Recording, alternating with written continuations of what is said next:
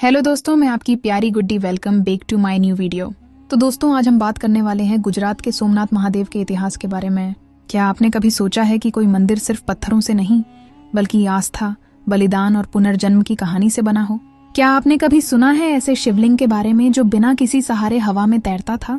और क्या आप जानते हैं कि भारत में एक ऐसा मंदिर है जिसे 17 बार तोड़ा गया, फिर भी हर बार वह पहले से ज्यादा भव्य होकर खड़ा हो गया? दोस्तों, आज हम आपको ले चलेंगे भारत के सबसे रहस्यमयी और सबसे शक्तिशाली मंदिर की यात्रा पर। एक ऐसी यात्रा जहां इतिहास, विज्ञान और पौराणिक कथाएं आपस में टकराती हैं। यह कहानी है उस मंदिर की जिसने लुटेरों की तलवारें देखी, भक्तों का रक्त देखा, लेकिन फिर भी कभी झुका नहीं, कभी टूटा नहीं। यह सिर्फ एक मंदिर नहीं है, यह सनातन धर्म की आत्मा है। यह प्रतिशोध नहीं बल्कि पुनर्जन्म की कहानी है।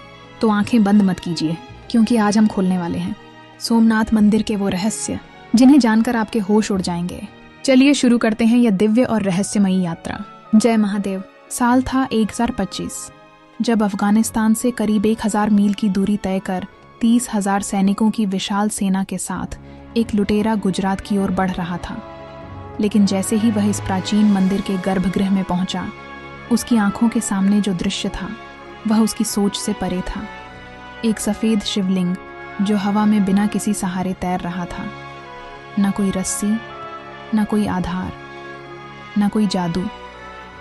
तो क्या यह कोई चमत्कार कार्य था या फिर प्राचीन भारत की कोई अद्भुत गुप्त विद्या? मंदिर में उस समय 1000 से अधिक ब्राह्मण मंत्रोवार और पूजा में लगे थे और लाखों श्रद्धालु श्रद्धा में लीन थे। लेकिन एक ही आदेश पर उस 300 की सेना ने मंदिर पर हमला कर दिया, करीब 500 श्रद्धालुओं की हत्या कर दी और 20 मिलियन दीनार मूल्य का खजाना लूट लिया, जिसे ऊंटों पर लादकर अफगानिस्तान ले जाया गया, जिसकी आज की कीमत लगभग 800 करोड़ आंकी गई है। लेकिन बात यहीं खत्म नहीं होती।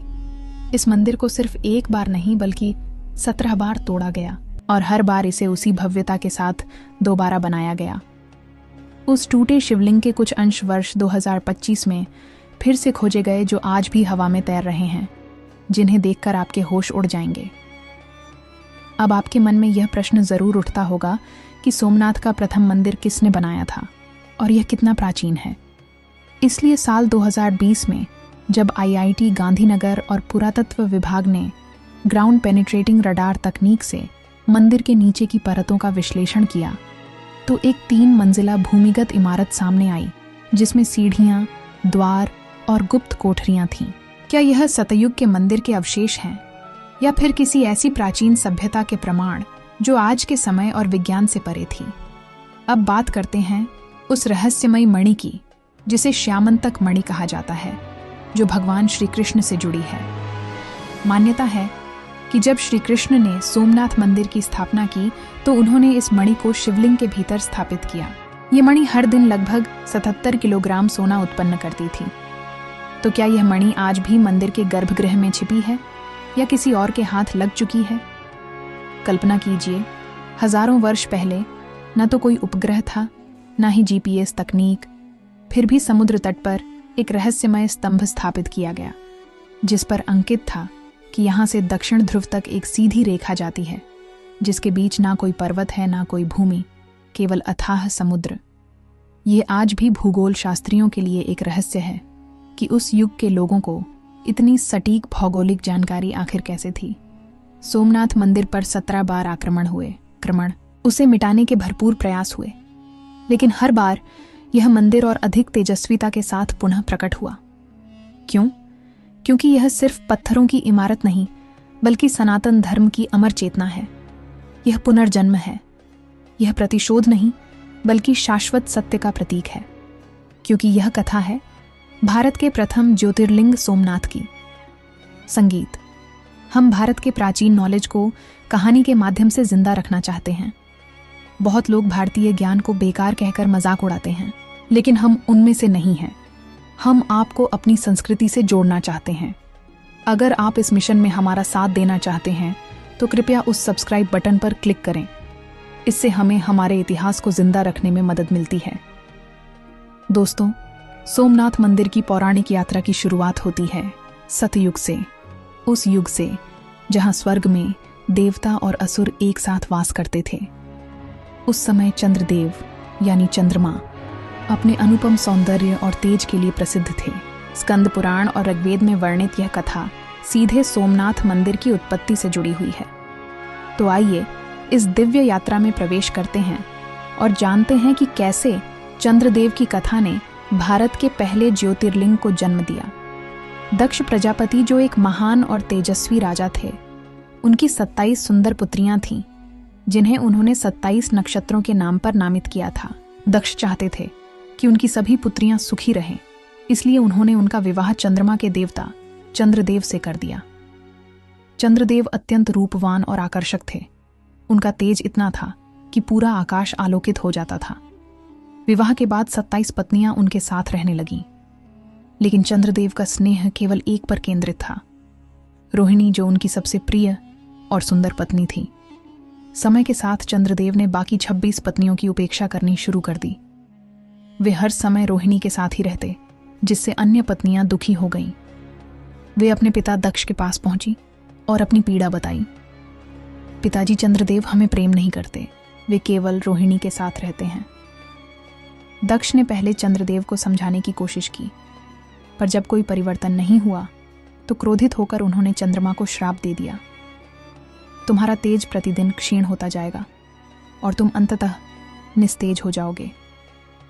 चंद्रदेव का तेज वास्तव में घटने लगा। उनकी आभा मुरझा गई, शरीर दुर्बल हो गया और उनका सौंदर्य लुप्त होने लगा। इस बदलाव से देवता, आरषि और पृथ्वीवासी सभी चिंतित हो उठे, क्योंकि चंद्रमा की उपस्थिति से औषधियों की शक्ति, समुद्र की लहरें और नक्षत्रों की चाल प्रभावित होने लगी थी। तब सभी देवता ब्रह्मा जी के पास पहुंचे और मार्गदर्शन मांगा। ब्रह्मा ने कहा, चंद्रदेव को पृथ्वी पर प्रभास तीर्थ जाकर भगवान शिव की तपस्या करनी चाहिए। चंद्रदेव ने तुरंत प्रभास, जो आज के सोमनाथ नाम से प्रसिद्ध है, उसके तट पर शिवलिंग स्थापित किया और कठोर तप में लीन हो गए। उन्होंने निरंतर ओम नमः शिवाय का जाप किया। उनकी भक्ति से प्रसन्न होकर भगवान शिव प्रकट हुए। उन्होंने कहा, तुम्हारी तपस्या से मैं प्रसन्न हूं। मैं तुम्हें दक्ष के श्राप से मुक्ति देता हूं, पर यह श्राप इतना प्रबल है कि इसे पूरी तरह समाप्त नहीं किया जा सकता। इसलिए तुम्हारा तेज हर महीने 15 दिन घटेगा और फिर अगले 15 दिन बढ़ेगा। इसी वरदान के कारण आज भी हम चंद्रमा को कृष्ण पक्ष में घटते और शुक्ल पक्ष में बढ़ते हुए देखते हैं। चंद्रदेव ने भगवान शिव से एक और वरदान मांगा, हे प्रभु, कृपया इस शिवलिंग में सदैव निवास कीजिए। भगवान शिव ने यह वरदान भी स्वीकार कर लिया। तभी से यह शिवलिंग सोमनाथ यानी चंद्र के स्वामी के रूप में प्रसिद्ध हुआ। चंद्रदेव ने भगवान शिव की कृपा से सोमनाथ में स्वर्ण से पहला भव्य मंदिर बनवाया, एक ऐसा मंदिर जो आगे चलकर भारत का पहला ज्योतिर्लिंग बना और अनगिनत भक्तों की आस्था का केंद्र भी। लेकिन सोमनाथ की पौराणिक कथा इससे भी गहराई में जाती है। स्कंद पुराण, भागवत पुराण और शिव पुराण के अनुसार यह मंदिर केवल एक बार नहीं, बल्कि हर युग में अलग अलग रूपों में निर्मित हुआ। सत्य युग में चंद्रदेव ने इसे सोने से बनवाया था। ऐसा कहा जाता है कि उस मंदिर का तेज इतना प्रबल था कि वह स्वर्ग तक प्रकाशित होता था। त्रेता युग में रावण, जो शिव का परम भक्त था, उसने इसे चांदी से बनवाया। द्वापर युग में स्वयं भगवान श्री कृष्ण ने इसे चंदन की लकड़ी से बनाया। लेकिन सवाल उठता है, वह सोने और चांदी के मंदिर कहाँ गए? क्या यह केवल पौराणिक कथाएं हैं या इनके पीछे कोई गहरा सत्य छिपा है? और अगर यह सच है, तो क्या उन पुराने मंदिरों के अवशेष आज भी कहीं इस वर्तमान मंदिर के नीचे छिपे हो सकते हैं? इसलिए वर्ष 2017 में जब प्रधानमंत्री नरेंद्र मोदी सोमनाथ मंदिर ट्रस्ट की बैठक में शामिल हुए, तो उन्होंने प्रभास पाटन और सोमनाथ क्षेत्र में एक व्यापक पुरातात्विक अध्ययन कराने का सुझाव दिया। इसी सुझाव के आधार पर यह महत्वपूर्ण कार्य IIT गांधीनगर के आर्कियोलॉजिकल साइंसेज सेंटर को सौंपा गया। फिर 2020 में IIT गांधीनगर के एक्सपर्ट की निगरानी में यहां RS करोड़ से अधिक की लागत की एक उन्नत मशीन स्थापित की गई। इस मशीन की सहायता से 4 अलग अलग स्थानों पर खोज की गई। मेटल डिटेक्टर का उपयोग किया गया और संबंधित स्थानों पर 2 मीटर से लेकर 12 मीटर तक की गहराई में ग्राउंड पेनिट्रेटिंग रडार जांच की गई। जमीन के भीतर से प्राप्त वाइब्रेशन सिग्नल्स के आधार पर एक्सपर्ट ने अपनी रिपोर्ट तैयार की। इस अध्ययन में यह सामने आया कि सोमनाथ मंदिर के नीचे एक 3 मंजिला भूमिगत इमारत की संरचना है। पहली मंजिल 2 मीटर, दूसरी 5 मीटर और तीसरी 7 मीटर की गहराई पर स्थित है। वर्तमान में जहां श्रद्धालुओं का सुरक्षा जांच स्थल है, वहीं एक एल आकार की भूमिगत इमारत पाई गई, जिसमें सीढ़ियां, द्वार और गुप्त कोठरियां मौजूद थीं। तो क्या यह सच में सतयुग में बने पहले मंदिर के अवशेष हो सकते हैं, या फिर यह एक कहानी है? कमेंट करके अपना ओपिनियन जरूर दीजिए। देखते हैं किसका कमेंट सबसे बेस्ट आता है। सोमनाथ मंदिर इतना समृद्ध और भव्य था कि इसकी ख्याति विदेश तक पहुंच चुकी थी, और अफगानिस्तान का एक शासक मंदिर को लूटने की तैयारी कर रहा था। वह लुटेरा और कोई नहीं, महमूद गजनी था। 18 अक्टूबर 2025 को महमूद गजनवी ने गजनी से लगभग 30 घुड़सवार सैनिकों के साथ सोमनाथ अभियान के लिए कूच किया। भोजन और पानी की व्यवस्था के लिए उसने 20,000 ऊंट और लगभग 5,000 सेवकों को साथ लिया। उसने गंगा यमुना का आसान मार्ग छोड़कर थार के भीषण रेगिस्तान से रास्ता तय किया। ये साबित करता है कि उसके इरादे कितने मजबूत और क्रूर थे। 6 जनवरी 2026 की सुबह महमूद की सेना सोमनाथ मंदिर की दीवारों के सामने डेरा डाल चुकी थी। मंदिर की रक्षा के लिए हजारों हिंदू योद्धा खड़े थे। 3 दिन तक चली इस भयानक लड़ाई में लगभग 500 हिंदू रक्षकों ने अपने प्राणों की आहुति दी। अंततः महमूद मंदिर के गर्भगृह तक पहुंच गया। महमूद के सैनिक जैसे ही गर्भगृह में दाखिल हुए, वे डर के मारे चीखते हुए बाहर भागे। उन्होंने देखा कि मंदिर के भीतर एक सफेद शिवलिंग बिना किसी सहारे के हवा में तैर रहा था। यह दृश्य उनके लिए किसी चमत्कार से कम नहीं था। महमूद स्वयं अंदर गया और उस तैरते शिवलिंग को देख स्तब्ध रह गया। कुछ सैनिकों ने इसे दैवी चमत्कार कहा, तो कुछ ने इसे छल बताया। तब एक सैनिक ने तलवार छत की ओर फेंकी और वह छत से चिपक गई। पता चला कि मंदिर का गुंबद लोडस्टोन यानी चुंबकीय पत्थरों से बना था और शिवलिंग लोहे का था, जिसकी वजह से वह हवा में संतुलित था। यह प्राचीन भारत के विज्ञान और वास्तुकला का अद्भुत उदाहरण था, जिसे गजनवी की सेना समझ नहीं सकी और तोड़ने के लिए तैयार हो गई। महमूद ने आदेश दिया, लोडस्टोन को हटाओ। जैसे जैसे एक एक पत्थर हटता गया, शक्ति का संतुलन बिगड़ता गया। अंत में वह पवित्र शिवलिंग जमीन पर गिर पड़ा। पुजारियों ने महमूद से विनती की, अगर आपको धन चाहिए तो ले जाइए, पर हमारे ईश्वर को मत तोड़िए। लेकिन महमूद ने ठहाका लगाते हुए कहा, मैं मूर्तियों का व्यापारी नहीं, मैं तो बुशिकन हूं। मैं इतिहास में मूर्ति भंजक के रूप में याद रहना चाहता हूं। उसने शिवलिंग को कुल्हाड़ी से टुकड़े टुकड़े कर दिया। पहला टुकड़ा गजनी की जामा मस्जिद की सीढ़ियों में गाढ़ा गया, ताकि हर नमाजी के पांवों से हिंदू आस्था को रौंदा जा सके। कुछ टुकड़े मक्का और मदीना भेजे गए, जहां उन्हें मस्जिदों के फर्श में दफनाया गया, एक धार्मिक विजय के प्रतीक के रूप में। लेकिन कुछ छोटे टुकड़े ब्राह्मण पुजारियों ने रातों रात छुपाकर सुरक्षित रख लिए, यह जानते हुए कि यह केवल पत्थर नहीं, सनातन धर्म की आत्मा है। तो आपके मन में यह सवाल जरूर आया होगा कि 1000 साल पहले, जब ना कोई आधुनिक टेक्नोलॉजी थी और ना ही विज्ञान का इतना विकास हुआ था, तो शिवलिंग हवा में कैसे तैर रहा था? इस रहस्य पर हम आगे विस्तार से चर्चा करेंगे।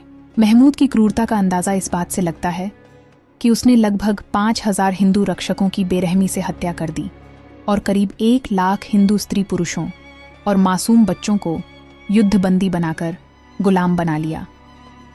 इन गुलामों को जंजीरों में बांधकर गजनी ले जाया गया, जहां उन्हें गुलाम बाजारों में जानवरों की तरह बेचा गया। इतना ही नहीं, महमूद ने सोमनाथ मंदिर से लगभग 20 मिलियन दीनार मूल्य का खजाना भी लूट लिया, जिसकी आज की अनुमानित कीमत Rs 1 करोड़ से अधिक है। इस अपार संपदा में बहुमूल्य हीरे जवाहरात, सोने चांदी की दुर्लभ मूर्तियां, कीमती आभूषण और अनेक अनमोल वस्तुएं शामिल थीं। साथ ही मंदिर के गर्भगृह में लटकी हुई 200 मन यानी करीब 4 टन वजनी सोने की श्रृंखला भी महमूद अपने साथ ले गया। इस खजाने को ऊंटों पर लादकर अफगानिस्तान ले जाया गया। इतना विशाल खजाना देखकर गजनी की प्रजा हैरान रह गई और वह गजनी शहर देखते ही देखते अमीर बन गया। अब बात करते हैं कि 1000 साल पहले सोमनाथ मंदिर का शिवलिंग कैसे हवा में तैरता था। क्या यह कोई चमत्कार था या फिर विज्ञान का अद्भुत उदाहरण। 13वीं शताब्दी के प्रसिद्ध भूगोलवेत्ता और साहित्यकार जकारिया अल काजिनी ने सोमनाथ मंदिर के बारे में लिखा है कि मंदिर के अंदर गर्भगृह के बीचों बीच एक विशाल पत्थर था जो बिना किसी सहारे के हवा में लटक रहा था। ना ही उसके ऊपर कोई रस्सी थी, ना ही नीचे कोई आधार था। वह बिना किसी स्पष्ट कारण के हवा में स्थिर था, जो सभी के लिए आश्चर्य का विषय था। सोमनाथ मंदिर का प्रसिद्ध तैरता शिवलिंग सदियों से पर्यटकों, इतिहासकारों और वैज्ञानिकों के लिए अनसुलझा चमत्कार रहा है। इस शिवलिंग के तैरने के पीछे विज्ञान, धातुकर्म और प्राचीन भारतीय तकनीकी कौशल का अद्भुत संगम है। आधुनिक विज्ञान के अनुसार इस असाधारण घटना का जवाब है मैग्नेटिक लेविटेशन, जिसे चुंबकीय शक्ति से हवा में तैरना भी कहते हैं। मंदिर की छत के गुंबद में शक्तिशाली चुंबकीय पत्थर लगे थे, जिनका चुंबकीय क्षेत्र नीचे की ओर फैलता था। दूसरी ओर शिवलिंग लोहे, निकल और बिस्मथ जैसे विशेष मिश्रण से बना था, जो इस शक्तिशाली चुंबकीय क्षेत्र के प्रभाव में हवा में स्थिर हो जाता था। जब फरवरी 2025 की महाशिवरात्रि पर आध्यात्मिक गुरु श्री श्री रविशंकर ने यह दावा किया कि सोमनाथ मंदिर के मूल शिवलिंग का एक हिस्सा, जिसे महमूद गजनवी ने 1026 में तोड़ा था, लगभग 1000 वर्षों से सुरक्षित और गुप्त रूप से संरक्षित रखा गया था और अब वह उनके पास है। जब महमूद गजनवी ने शिवलिंग को खंडित किया, तब अग्निहोत्री ब्राह्मणों के एक परिवार ने उसके टूटे हुए टुकड़े एकत्र कर लिए थे। बीते 1000 वर्षों से यही पुजारी परिवार इन टुकड़ों की रक्षा करता आ रहा है। तो दोस्तों, यही था हवा में तैरते सोमनाथ मंदिर के शिवलिंग का रहस्य। एक ऐसा रहस्य जो आज भी आधुनिक विज्ञान के सामने एक खुली चुनौती बना हुआ है, जिसे देखकर पूरी दुनिया चकित है कि 1000 साल पहले भारत के ज्ञानियों के पास ऐसी तकनीक और समझ आखिर कैसे थी। गजनवी द्वारा विध्वंस के बाद भारतीय राजाओं ने मिलकर सोमनाथ मंदिर का पुनर्निर्माण कराया और इसे फिर से भव्य स्वरूप दिया। लेकिन 1299 में अलाउद्दीन खिलजी ने अपने सेनापति उल्लुक खान को मंदिर पर आक्रमण के लिए भेजा। उस समय सौराष्ट्र के 16 वर्षीय राजपूत योद्धा हम्मीर जी गोहिल ने अपने राजपूत भील साथियों के साथ मंदिर की रक्षा के लिए मोर्चा संभाला। हम्मीर जी गोहिल और उनके साथियों ने सोमनाथ की रक्षा के लिए लगभग 9 दिनों तक भीषण युद्ध किया। धीरे धीरे अधिकांश योद्धा शहीद हो गए और दुश्मनों ने मंदिर को चारों ओर से घेर लिया। 9वें दिन की संध्या तक केवल हमीर जी और कुछ मुट्ठी भर योद्धा ही शेष थे, जो अंतिम सांस तक लड़ते रहे। अंतिम युद्ध में जब हमीर जी का सिर कट गया, तब भी उनका धड़ कुछ समय तक शत्रुओं से लड़ता रहा, ताकि अंतिम श्वास तक मंदिर की रक्षा की जा सके। यह दृश्य देखकर दुश्मनों तक में भय और आश्चर्य फैल गया कि यह कैसे संभव है। अंततः मुस्लिम सेना मंदिर में प्रवेश करने में सफल हुई और हमीर जी रणभूमि में शहीद हो गए। उनका बलिदान मंदिर को पूरी तरह से बचा नहीं सका, लेकिन उनकी वीरता आज भी अमर है। सोमनाथ मंदिर में आज भी एक परंपरा उनके सम्मान में निभाई जाती है। मंदिर की शिखर पर चढ़ाई जाने वाली धर्म ध्वजा को पहले हम्मीर जी के स्मारक पर ले जाकर श्रद्धापूर्वक स्पर्श कराया जाता है और फिर मंदिर पर फहराया जाता है। यह परंपरा आज भी इस बात की याद दिलाती है कि एक 16 वर्षीय वीर बालक ने अपने प्राणों की आहुति देकर इस महान धरोहर की रक्षा की थी। दोस्तों, आक्रमण और मंदिर तोड़ने का सिलसिला यहीं नहीं रुका। 1354 में गुजरात के सुल्तान मुजफ्फर शाह प्रथम ने मंदिर को लूट कर ध्वस्त किया। इसके बाद 1471 में महमूद बेगड़ा ने और फिर 1665 और 1706 में औरंगजेब ने मंदिर को लूटकर पूरी तरह से तोड़ दिया और वहां मस्जिद बना दी। ऐसा कहा जाता है कि इतिहास में सोमनाथ को कुल 17 बार लूटा गया। लेकिन दोस्तों, कहानी यहीं खत्म नहीं होती। जब रानी अहिल्याबाई होलकर सोमनाथ पहुंची तो मंदिर की खस्ता हालत देखकर उनका दिल टूट गया। उन्हें विश्वास नहीं हुआ कि यह वही महान प्राचीन सोमनाथ मंदिर है। अहिल्याबाई ने मूल मंदिर से कुछ दूरी पर सोमनाथ महादेव का एक नया मंदिर बनवाया। इस छोटे मंदिर में उन्होंने ज्योतिर्लिंग की स्थापना की और नियमित पूजा अर्चना शुरू करवाई, जिससे इस क्षेत्र में फिर से भक्ति की ज्योति प्रज्वलित हुई। अब बात करते हैं उस भव्य सोमनाथ मंदिर की, जिसे आज हम अपनी आंखों से देखते हैं। भारत की आज़ादी के बाद इस मंदिर के पुनर्निर्माण का संकल्प देश के पहले गृह मंत्री सरदार वल्लभ भाई पटेल ने लिया था। 12 नवंबर 1947 को भारत के तत्कालीन गृह मंत्री सरदार पटेल जूनागढ़ पहुंचे और एक विशाल जनसभा में सोमनाथ मंदिर के पुनर्निर्माण की घोषणा की। लेकिन निर्णय लेना सरदार पटेल के लिए भी आसान नहीं था। देश अब आज़ाद था। फिर भी कुछ लोगों का मानना था कि मंदिर का पुनर्निर्माण करना भारत की धर्मनिरपेक्ष छवि को ठेस पहुंचा सकता है। केंद्रीय मंत्रिमंडल में इस विषय पर चर्चा हुई कि सोमनाथ मंदिर का पुनर्निर्माण सरकारी खर्च पर किया जाएगा, लेकिन जब इस बात की जानकारी पंडित नेहरू को हुई तो वे नाराज हो गए। उन्होंने कन्हैया लाल मुंशी को स्पष्ट निर्देश दिया कि एक धर्मनिरपेक्ष राष्ट्र अपने राजकोष से ऐतिहासिक प्रतिशोध के इस कार्य को फंड नहीं दे सकता। फिर सरदार पटेल और कन्हैया लाल मुंशी ने महात्मा गांधी से परामर्श किया। गांधी जी ने सुझाव दिया कि मंदिर का निर्माण कार्य सरकारी खर्च से नहीं बल्कि जनता से एकत्रित धन से किया जाए। सरदार पटेल ने गांधी जी की इस सलाह को स्वीकार कर लिया ताकि धर्मनिरपेक्ष सरकार पर कोई प्रत्यक्ष आर्थिक बोझ न पड़े। 1939 में कन्हैया लाल मुंशी की अध्यक्षता में श्री सोमनाथ ट्रस्ट की स्थापना हुई और मंदिर निर्माण की जिम्मेदारी इसी ट्रस्ट को सौंपी गई। जब सरदार पटेल का निधन हो गया तब नवनिर्मित सोमनाथ मंदिर में देवता की प्राण प्रतिष्ठा का समय आया। ऐसे में कन्हैया लाल मुंशी ने भारत के पहले राष्ट्रपति डॉ. राजेंद्र प्रसाद से संपर्क किया और उनसे अनुरोध किया कि वे इस ऐतिहासिक समारोह में सम्मिलित हों। डॉ. राजेंद्र प्रसाद ने यह आमंत्रण स्वीकार कर लिया। जब प्रधानमंत्री जवाहरलाल नेहरू को इस बात की जानकारी हुई तो उन्होंने आपत्ति जताई। उन्होंने डॉ. राजेंद्र प्रसाद को पत्र लिखा और कहा, मैं स्वीकार करता हूं कि मुझे सोमनाथ मंदिर के उद्घाटन से आपका जुड़ाव पसंद नहीं आया। एक धर्मनिरपेक्ष सरकार के प्रमुख को ऐसे पुनरुत्थानवादी कार्य से स्वयं को नहीं जोड़ना चाहिए। तब डॉ. राजेंद्र प्रसाद ने नेहरू से पूछा कि क्या वे एक व्यक्तिगत नागरिक के तौर पर इस समारोह में जा सकते हैं।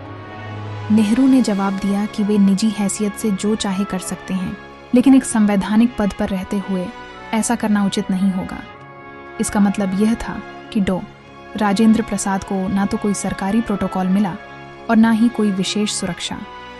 28 अप्रैल 1951 को नेहरू ने तत्कालीन सूचना एवं प्रसारण मंत्री R. दिवाकर को पत्र लिखकर कहा कि रेडियो पर सोमनाथ की घटना का प्रसारण सीमित किया जाए ताकि यह किसी सरकारी आयोजन की तरह न लगे। लेकिन इन सब के बावजूद 11 मई 1951 को वैदिक मंत्रवार के बीच सुबह 9:43 पर डॉ. राजेंद्र प्रसाद ने विधिवत रूप से सोमनाथ ज्योतिर्लिंग की प्राण प्रतिष्ठा की। इस ऐतिहासिक अवसर पर लगभग 1 लाख श्रद्धालु उपस्थित थे और समारोह को 101 तोपों की सलामी दी गई। अगर हमारी यह कोशिश आपको सनातन धर्म और भारत के गौरवशाली इतिहास से जोड़ती है तो कृपया एक छोटी सी सहायता देकर इस कार्य को आगे बढ़ाएं। आप दिए गए QR कोड को स्कैन करके सीधे डोनेट कर सकते हैं। आपका हर सहयोग हमारे लिए संकल्प है। तो दोस्तों, यही था सोमनाथ मंदिर का इतिहास और उसका रहस्य। अगर आपको यह पसंद आया हो तो इसे ज़रूर शेयर करें और अपने बच्चों व परिवार को दिखाएं ताकि वे भी हमारे असली इतिहास से जुड़ सकें। और हाँ, आपने अभी तक हमारी चैनल को सब्सक्राइब नहीं किया है तो हमें अभी सब्सक्राइब करें और जुड़ जाएं हमारे साथ। मिलते हैं अगली डॉक्यूमेंट्री में। तब तक के लिए धन्यवाद। जय हिंद, जय भारत।